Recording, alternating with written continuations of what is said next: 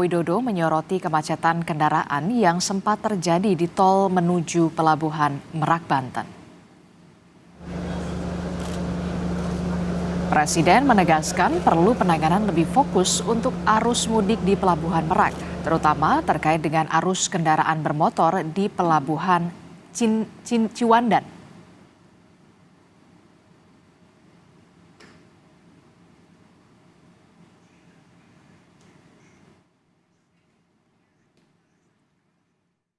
Saya melihat secara umum sedikit yang perlu penanganan lebih fokus, yaitu di Merak. Merak utamanya yang berkaitan dengan yang naik sepeda motor Cindawan. Tapi tadi minta penjelasan ke Menteri Perhubungan, ya semuanya sudah dicarikan solusi. Kita pantau bagaimana arus mudik Lebaran di Pelabuhan Merak bersama dengan jurnalis Kompas TV. Sudah ada Ursula Putri di pagi hari ini. Ursula, selamat pagi. Ursula, di pagi hari ini satu hari jelang Hari Raya Idul Fitri, apakah masih ramai pemudik yang akan menyeberang kapal di Pelabuhan Merak? Ya, selamat pagi Adisi dan juga saudara. Untuk pantauan pada hari ini di Pelabuhan Merak itu sebenarnya sudah sepi, saudara. Dikarenakan memang untuk puncak arus mudiknya sendiri telah terjadi pada tanggal 6 April tahun 2024, sedangkan untuk kendaraan itu di tanggal 7 April 2024. Nah, untuk kemacetannya sendiri, jika dibandingkan juga dengan hari kemarin itu, dari pantauan kami juga telah dapat ditempuh dengan jarak normal ataupun dengan waktu yang normal dari tol Merak hingga ke pelabuhan sekitar 5-10 menit dibandingkan dengan kemarin yang harus ditempuh selama 2 jam. Nah, untuk datanya sendiri yang kami dapat dari ASDP, sebanyak 46 unit kapal juga telah beroperasi pada hari ini, dan penumpang yang telah menyeberang dari Jawa ke Sumatera itu telah mencapai 156.426 orang atau lebih turun sedikit daripada tahun lalu sebanyak 7%, yaitu 167.520 orang. Untuk roda 2 sendiri terdapat 15.213 unit yang telah menyeberang, roda 4 mencapai 17.859 unit, dan total seluruh kendaraan yang tercatat itu sekitar 35.289 unit yang telah menyeberang.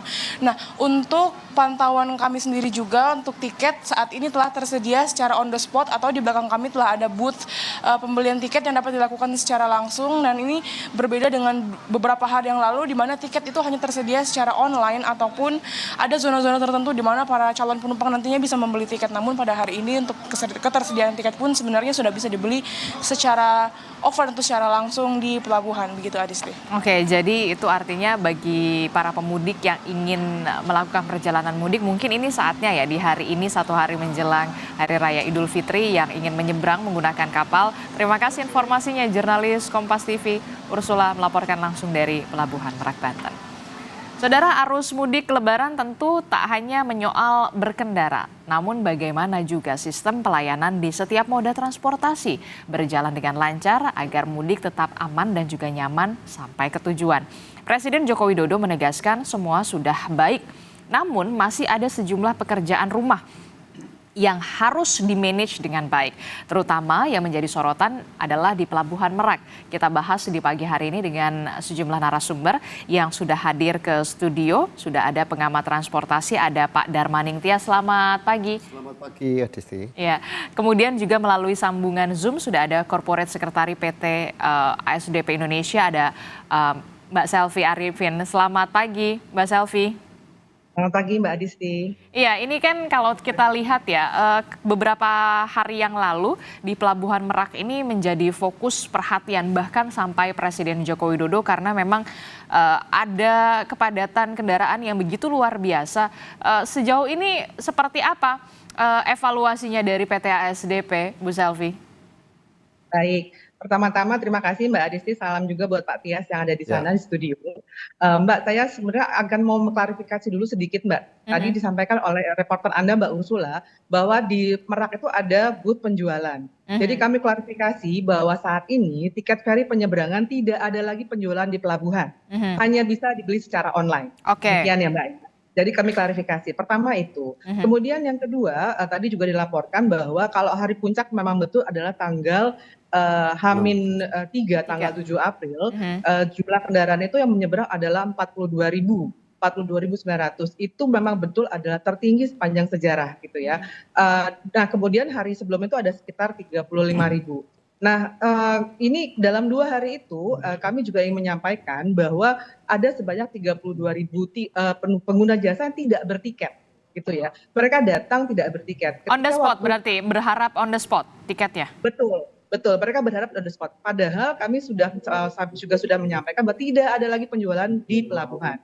Kemudian mulai tahun kemarin, akhir tahun, itu kita menerapkan ada namanya geofencing. Geofencing itu adalah radius pembatasan dari jarak pelabuhan ke sekitar 4 km Merak itu sudah tidak bisa membeli tiket. Itu sebenarnya harapannya adalah semua pengguna jasa sudah memiliki tiket ketika sampai di pelabuhan. Itu ya Mbak Adisti ya. Nah, kemudian yang terjadi itu kemarin ada sebanyak 32% orang tidak bertiket, itu sekitar 19 ribuan orang Mbak gitu loh. Mereka ketika kita mengumumkan bahwa tiket sudah terjual habis sampai dengan tanggal 8 April, itu masih tanggal 6 gitu ya. Nah mereka sudah bilang mereka tetap nekat datang ke pelabuhan tanpa tiket gitu loh. Nah coba bayangkan kalau misalnya di jalan tol gitu ya, kalau misalnya di kendaraan paling depan sudah sampai di loket tidak punya tiket ataupun saldonya mungkin kurang gitu ya, itu kan akan berdampak pada kendaraan di belakangnya. Nah kurang lebih kan ini kondisinya sama Mbak gitu loh.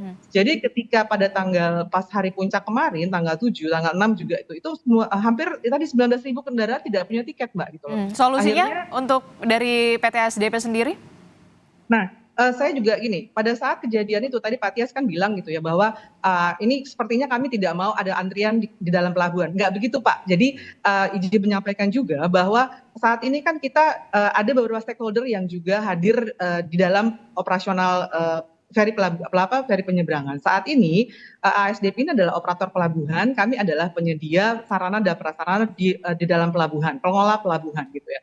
Namun pada saat dan ada stakeholder lainnya seperti misalnya BPTD. BPTD ini adalah pihak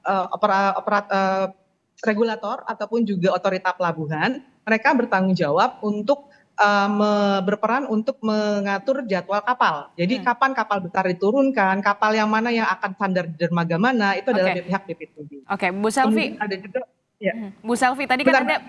Oke, silakan. Dikit lagi. Nah kemudian juga selain BPTD ada juga pihak kepolisian yang pada angkutan lebaran ini adalah mereka lead koordinator yang memang mengatur. Jadi dalam pelabuhan pun kemarin semua traffic itu diatur oleh kepolisian gitu. Jadi memang polisi yang mengatur memutuskan kapan kendaraan boleh masuk, kapan ditahan di kilometer 43, 68 ataupun di pintu tol exit Merak, itu semua dikendalikan diatur oleh polisi. Mungkin itu dulu Mbak yang saya sampaikan. Jadi saya ingin pertegas lagi, bisa sampai 2 jam atau 3 jam, bahkan ada yang mengatakan sampai 5 jam begitu yang antrean dari keluar tol sampai ke pelabuhan ini, penyebabnya apa? Oke, tadi pertama pengguna jasa belum bertiket ya Mbak ya. Belum bertiket, ya pertama itu. Kemudian ketika mereka membeli tiket 2 hari kemudian. Ya.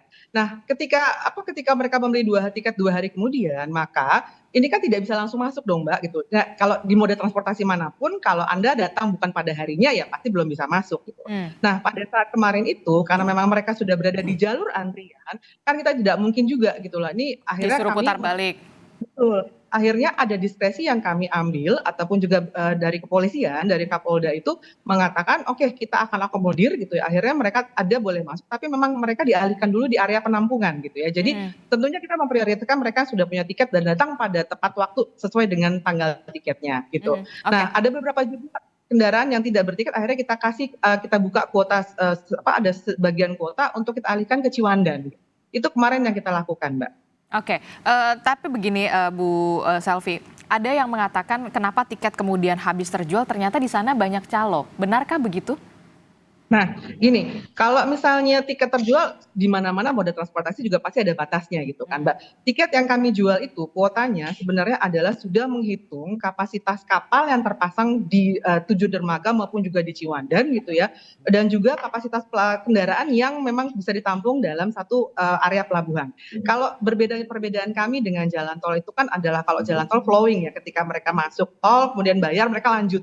Kalau kita batching, Mbak. Jadi kendaraan masuk ke dalam pelabuhan, ada kemudian diangkut kapal gitu ya. Kemudian juga ada langsung diangkut gitu. Kemudian kalau mereka berangkat kan nanti kendaraan berikutnya, batch berikutnya juga akan berangkat juga gitu ya. Jadi itu batching gitu loh. Jadi ketika mereka menunggu gitu, sebenarnya kan yang waktu yang kita coba kelola adalah ketika mereka masuk pelabuhan sampai dengan berangkat ke kapal, itulah sebenarnya yang kita kelola. Nah, kalau semua pengguna jasa tertib gitu ya, pertama mereka sudah bertiket, kemudian mereka datang sesuai dengan tiket yang dibeli, maka kapasitasnya itu sebenarnya sudah kami hitung, Mbak, gitu loh. Jadi kalau misalnya memang kalau saya nggak salah itu kan kami jual sekitar 25.000. 25.000 itu benar-benar sudah memperhitungkan waktu tunggu maksimal 2 jam, 3 jam gitu ya. Itu adalah jumlah optimum nih menurut kami gitu. Tapi ketika yang datang ini adalah tiket tiket yang harusnya tanggal 6 berangkat tapi tambah tanggal 7, tanggal 8 gitu. Ya akhirnya juga tentunya membludak sampai dengan keluar antrian pelabuhan. Oke, Pak Darmaning Tias, bagaimana pengamatan Anda kalau soal yang bahkan ini juga menjadi fokus perhatian dari Pak Presiden Joko Widodo soal Pelabuhan Merak Banten ini? Ya, saya kira kalau Pak Presiden memberikan perhatian itu karena di tempat lain lancar-lancar. Jadi kebetulan hanya di Merak saja yang jadi masalah. Dan kalau tadi Pak Presiden menyinggung soal Ciwandan, sebetulnya Ciwandan cukup lancar sejak tahun lalu. Kebetulan malam tanggal 7 itu saya di sana juga sama teman-teman ASDP itu. Jadi saya bisa melihat bahwa untuk Ciwandan lancar-lancar. Nah, terkait dengan Merak, saya kira yang disampaikan oleh Bu Selvi sudah benar bahwa persoalannya itu adalah banyak calon penumpang yang belum bertiket. Dan sebetulnya ini sudah saya perkirakan lama karena tanggal 20 Februari lalu saya turut rapat di BPTD yang juga ada presentasi dari ASDP soal pembelian tiket geofencing ini. Yang waktu itu saya perkirakan kalau tidak disosialisasikan jauh-jauh pasti akan menimbulkan persoalan di lapangan. Dan ternyata apa yang saya sampaikan itu benar gitu. Artinya sebetulnya persoalannya itu Jadi persoalannya di mana ini sebenarnya bisa sampai antrean berjam-jam lamanya? Ya tadi Bu Selvi sudah menyinggung ada ASDP, ada kepolisian, ada BPTD. Mungkin menurut saya salah satunya persoalannya ada 3 komando ini. Mungkin sebaiknya di situ itu 1 komando. Siapa? Entah BPTD, entah ASDP, entah kepolisian. Sehingga tidak terjadi suatu ironi. Karena jujur saya kan keliling dari dermaga 1 ke dermaga. Loh ini banyak, begitu saya datang, loh ini kok di tempat-tempat parkir kok kosong ini. Kalau tempat parkir ini diisi oleh kapal-kapal yang mau, oleh kendaraan yang mau masuk kapal, sebetulnya kan bisa mengurangi volume di jalan tol. Sehingga kepanjangan dari antrian itu bisa berkurang gitu. Nah, tapi ini agak ironi bahkan pada jam 25. Jadi Anda melihat lokasi penampungan itu justru kosong? Banyak yang kosong. Saya punya videonya kok. Bahkan sekitar jam 20 lebih itu ada laporan dermaga 5, dermaga 4, dermaga 7 sudah siap. Tapi kendaraan yang parkir di parkir sebelah itu, saya lupa namanya itu belum dialirkan ke dermaga itu. Jadi akhirnya ya tentu saja terjadi penumpukan di belakangnya. Jadi sebetulnya kalau misalkan optimalisasi penggunaan parkir itu digunakan untuk kendaraan-kendaraan yang mau naik kapal, itu bisa mengurangi beban di jalan tol. Nah, tapi mungkin ini karena banyak komando tadi, sehingga saya kira ke depan itu 1 komando. Itu dan ada persoalan lain yang sebetulnya tadi belum terungkap, masih banyak truk yang ikut menyeberang dari Merak. Sehingga rekomendasi kami sebelumnya sebetulnya truk-truk ini sebaiknya dari dari BBJ dan Ciwandan gitu. Tapi karena Ciwandan mau difokuskan untuk motor, akhirnya sepertinya di Merak itu banyak truk yang masih beroperasi. Juga bak terbuka segala itu masih. Lah ini saya kira kekreditannya itu. Sementara kan kita tahu perjalanan truk itu agak lambat gitu ya, dan memakan space yang panjang dan lebar lah gitu. Kalau misalnya Merak fokus untuk kendaraan roda 4 penumpang ya, saya kira itu akan bisa mengurangi beban di Merak gitu. Jadi misalnya skenarionya itu adalah Merak khusus roda 4 penumpang maksud saya, Ciwandan roda 2, Motor. truk atau barang itu dari BBJ, saya kira persoalan nggak akan panjang seperti ini. Gitu. Dan tentu saja tadi soal terkait dengan tiket, saya kira ke depan ASDP sudah harus mensosialisasikan bukan hanya saat mau lebaran saja, terus menerus, dan tidak boleh ada toleransi. Jadi artinya mungkin perlu disiapkan lokasi untuk penampungan. Jadi oke, kalau Anda belum punya tiket, Anda parkir di sana dulu, gitu ya. Nanti akan Ada petugas. diselesaikan setelah antrian ini beres, gitu. Jadi ya resiko datang ke pelabuhan Tidak punya tiket. tidak punya tiket ya harus menunggu. Seperti kita kan punya pengalaman ya di kereta api ya.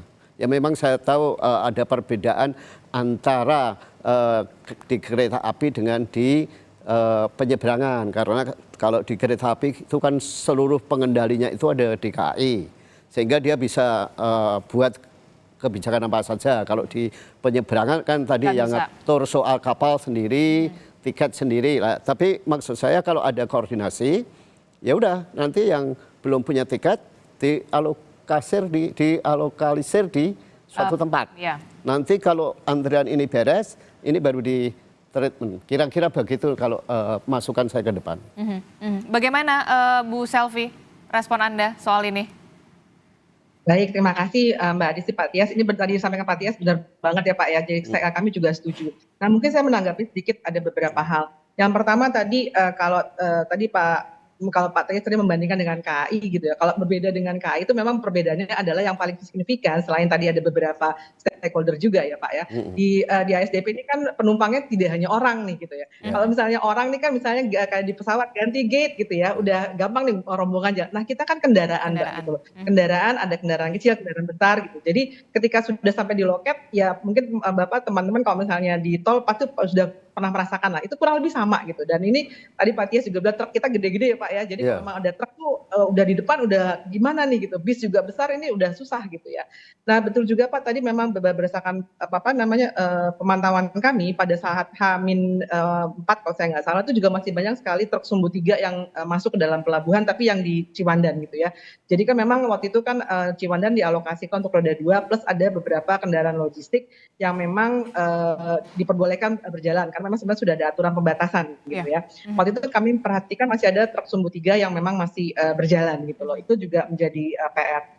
Nah kemudian gini Mbak, tadi mungkin kalau menanggapi soal tiket, betul Pak Tias, makasih. Kami juga mungkin nanti PR buat kami adalah bagaimana melakukan sosialisasi yang lebih panjang itu Pak ya.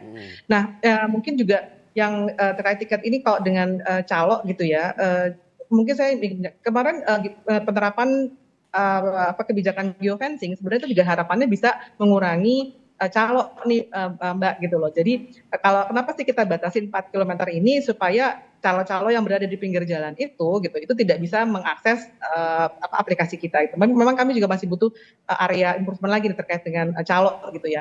Nah memang kami juga menghimbau kepada para pengguna jasa belilah secara mandiri gitu ya, karena memang sudah ada di aplikasi gitu, sudah ada juga di online travel agent gitu ya. Nah karena kemarin banyak sekali kami juga mendapatkan keluhan katanya calo itu menawarkan harga yang sangat tinggi gitu ya juga, dan kadang-kadang ada beberapa tiket sebenarnya sudah expired, sudah nggak bisa dipakai tapi masih dijual gitu ya.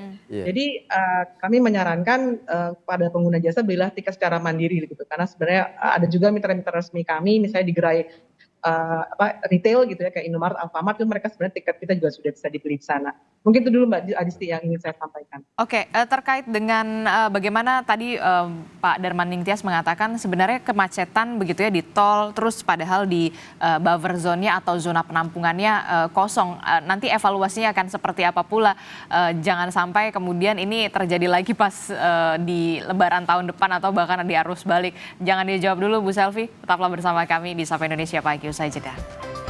Terima kasih Anda masih bersama kami di Sapa Indonesia Pagi. Saudara, kita masih membahas soal fokus arus mudik terutama di Pelabuhan Merak, Banten yang kemudian juga menjadi fokus perhatian juga dari Presiden Joko Widodo setelah beberapa hari yang lalu sempat terjadi kepadatan kendaraan di jalur tol menuju Pelabuhan Merak, Banten. Masih bersama Pak Darman Ningtyas dari studio, kemudian juga dari sambungan Zoom sudah ada dari PT ASDP sudah ada Bu Selvi. Bu Selvi, ini kan tadi kalau kata Pak Darman Ningtyas seharusnya idealnya begitu ya.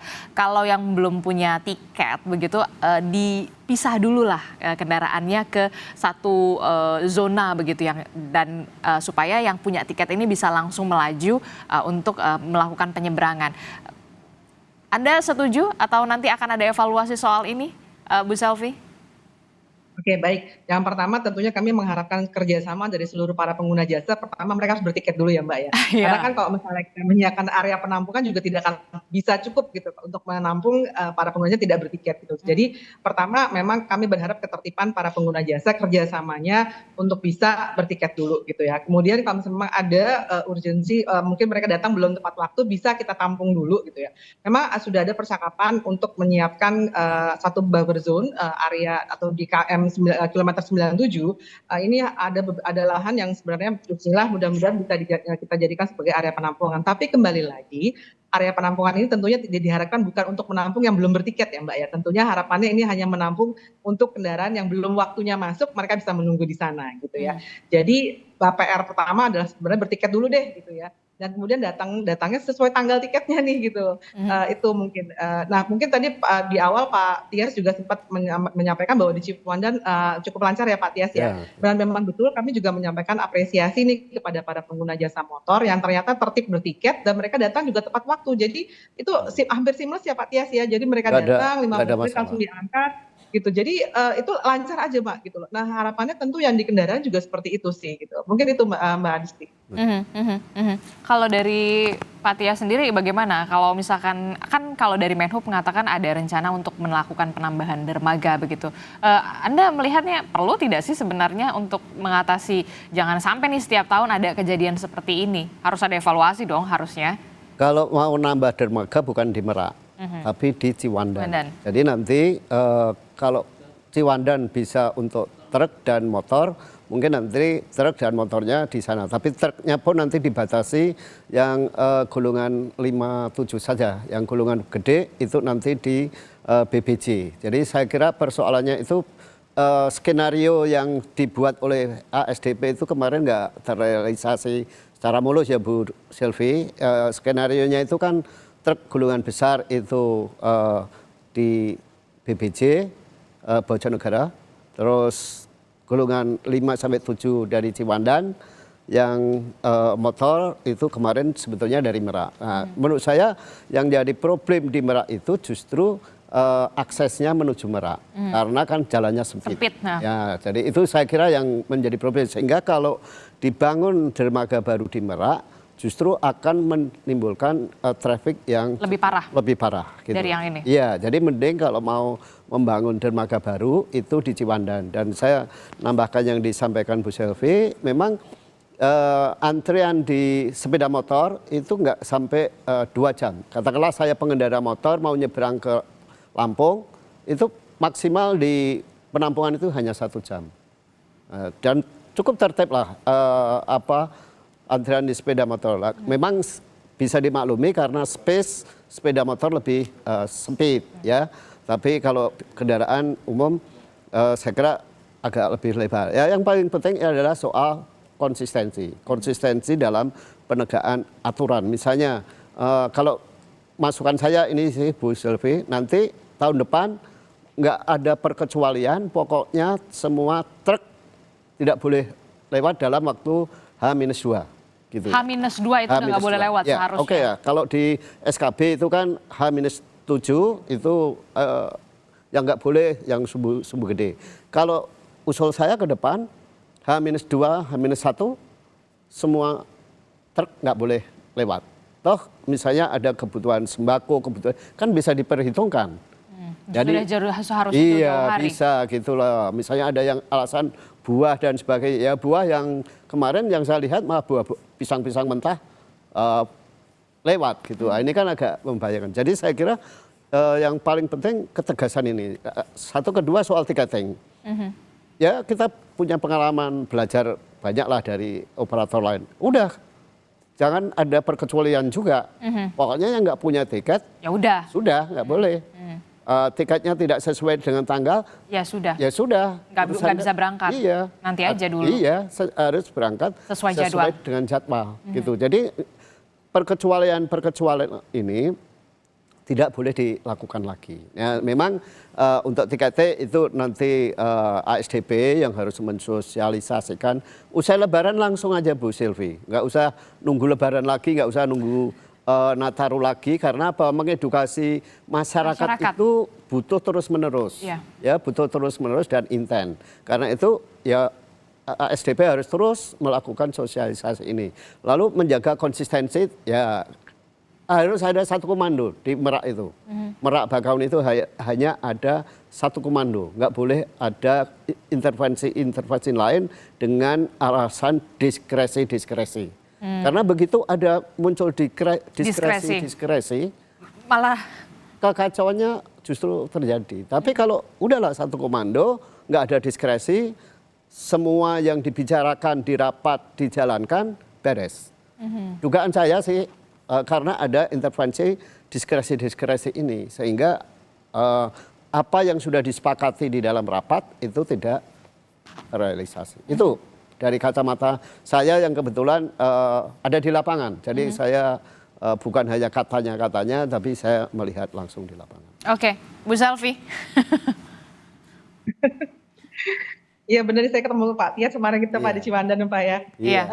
Ini Mbak, mungkin kalian juga menambahkan sedikit menanggapi yang soal tadi dermaga Mbak. Mungkin kami gini, saya rasa di dunia manapun kita tidak bisa membangun fasilitas publik yang sifatnya kapasitas itu menyesuaikan dengan saat puncak gitu ya.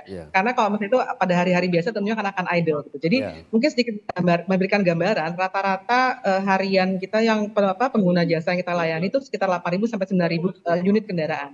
Jadi kalau kemarin 42.000 itu kan hampir 6 kali lipatnya ya Mbak ya. Jadi makanya kalau misalnya kita kemudian membangun kapasitas dermaga ataupun pelabuhan yang untuk melayani 42.000 kan hari-hari lainnya kan sangat tidak maksimal gitu ya. Jadi saya setuju juga dengan Pak Tias gitu.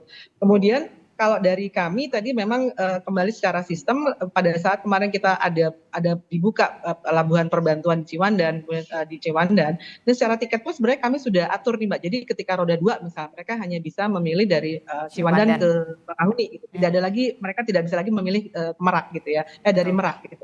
Jadi memang secara sistem juga sudah kami coba untuk akomodir kebutuhan-kebutuhan tersebut gitu. Tapi memang kembali lagi tertipan ataupun juga kerjasama dari para pengguna jasa ini menjadi critical factor Mbak gitu yang memang kami harapkan nanti bisa diikuti oleh para pengguna jasa di hari-hari ke depannya. Mungkin itu Mbak Disti. Termasuk juga tadi disebutkan ataupun disinggung oleh Pak Tias ini soal konsistensi. Jadi kalau memang tidak ada diskresi lah, seperti moda-moda transportasi lainnya, pesawat, kereta api begitu, atau bahkan bis begitu ya, kalau memang tidak sesuai jadwalnya ya nggak bisa berangkat, harus sesuai jadwal. Bagaimana PT ASDP evaluasinya nantinya soal tiket ini? Baik, ini memang menjadi PR kita bersama gitu ya. Cuma memang tadi kami harapannya juga tentunya balik lagi nih, kalau memang semua sudah tertib, datang punya tiket, datang tepat waktu gitu, kami juga akan lebih mudah buat kami juga untuk mengelola. Nah memang kemarin juga kan PR kami tuh yang pada saat kejadian itu balik lagi ketika sudah banyak sekali gitu, akhirnya kan jadi tidak kemudian para pengguna jasa mungkin sudah cukup melakukan perjalanan panjang, jadi mereka mungkin kurang sabar gitu ya. Nah tentunya kan dari kami harapan kita semua lah, saya rasa para semua pengguna jasa yang melakukan mudik, harapan kita kan adalah antri gitu. Maksudnya pasti terjadi antrian Mbak dimanapun di dunia manapun pada saat puncak pasti akan ada antrian gitu ya. Jadi tapi kan yang kita harapkan antrinya tertib dan lancar, itu saja kan gitu. Nah, jadi ya ini memang sama-sama yuk semuanya deh gitu loh, kita semuanya tertib dan juga lancar, maksudnya tertib dan juga bekerja sama kolaboratif gitu, dan ikuti arah petunjuk petugas nih gitu di Petugas. lapangan gitu. Jadi jangan tiba-tiba disuruh tunggu, akhirnya mereka nyodok sini nyodok sana, akhirnya juga benar-benar tadi pengoperasian di lapangan juga menjadi agak sulit gitu ya. Jadi kembali lagi saya terima kasih kepada para pengguna jasa roda 2 khususnya tahun ini yang sangat luar biasa, mereka tertib, datang juga tepat waktu, jadi sangat melancarkan, itu sudah terbukti kok gitu. Jadi harapannya di kendaraan yang roda 4 ataupun kendaraan pribadi juga bisa sama tertibnya nih dengan kendaraan roda 2. Demikian Mbak Adisti. Oke, jadi jangan mau kalah ya, pemotor aja ternyata tertib loh di pelabuhan begitu ya. Ya, Masa yang kendaraan pribadi malah justru aut-autan. Ya, saya gini, Bu Sylvie, kalau kita belajar dari operator lain, saya kira konsistensi itu menjadi penting. Artinya gini, saya itu termasuk sekarang ya, menyadari bahwa masyarakat mudah diedukasi, asal ada pedomannya. Ya, ada sosialisasinya. Ada tauladannya gitu ya. Artinya apa? Ketika misalnya yaitu tadi yang saya sebut diskresi itu, tidak ada diskresi, pokoknya enggak. Tiket Anda berangkat tanggal berapa? Tanggal 9. Oh ini baru tanggal 6, Anda enggak bisa. Silakan Anda pulang. Urusan begitu ya. Anda sudah punya tiket belum? Belum. Silakan Anda pulang. Asal ada ketegasan gini, masyarakat itu dari mulut ke mulut akan bercerita. Jangan datang ke pelabuhan Kalau tidak sesuai dengan jadwal. Gitu loh. Jadi kuncinya justru pada penegakan regulasinya ini. Itu makanya menurut saya menjadi penting untuk dikemukakan terus-menerus. Itu satu. Kedua, soal prasarana dan sarana. Saya sepakat dengan Bu Sylvie, makanya tadi saya bilang kalau kemacetan itu di mudik itu sebetulnya wajar. Ya, biasalah ya. Iya, karena volume kendaraannya itu meningkat jauh lebih besar, sementara infrastruktur itu dibangun dalam kondisi normal. Ya. Termasuk jalan tol apa itu, ya kalau nggak mau macet ya jangan berangkat bersamaan, karena volume jalan tol itu juga dirancang dengan pada kondisi normal. Demikian juga pelabuhan dan akses menuju pelabuhan semua dirancang dalam kondisi normal, tidak dirancang dalam kondisi yang peak seperti ini. Karena kalau dirancang sesuai dengan kondisi peak, siapa yang akan menanggung biaya pemeliharaannya? Gitu. Ini kan juga akan menjadi beban negara. Makanya menurut saya berkali-kali kalau mudik macet itu wajar. Yang paling penting terukur.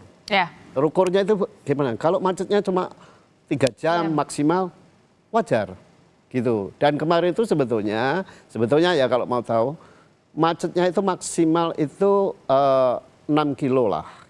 Jadi yang saya hitung ya, misalnya dari KM 98 sampai KM 92 itu malam itu, tanggal 6 malam.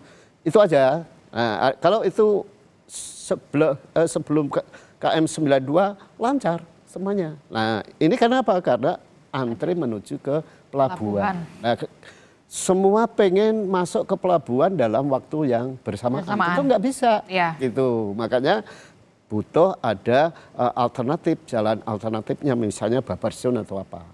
Kira-kira begitu. Dan harus tegas, Bu Sylvie, mulai Nataru, siapa yang nggak punya tiket balikin. Minta kerjasama dengan polisi tidak boleh memberikan diskresi. Gitu. Itu yang paling penting. Kuncinya pada soal diskresi itu. Nggak boleh ada diskresi di dalam situasi seperti ini. Satu komando. Oke. Entah polisi, entah ASDP, entah BPTD, tapi satu komando. Oke, ini juga bisa menjadi apa ya, bahan evaluasi juga ya, tentu saja bagi PT ASDP, jangan sampai kemudian supaya lebih baik lah, apalagi nanti ada Nataru dan juga perayaan-perayaan hari libur lainnya begitu ya Bu Selvi ya. Ya baik, terima kasih banyak masukannya Pak Atias. Mudah-mudahan kita semua bisa bersinergi dengan baik nih dengan semua stakeholder. Oke, baik, terima kasih Corporate Secretary PT ASDP Indonesia Bu Selvi Arifin telah bergabung bersama kami. Di studio sudah ada pengamat transportasi Pak Darmaning Tias. Terima kasih Bapak. Terima kasih Ibu. Selamat pagi, assalamualaikum, sehat selalu.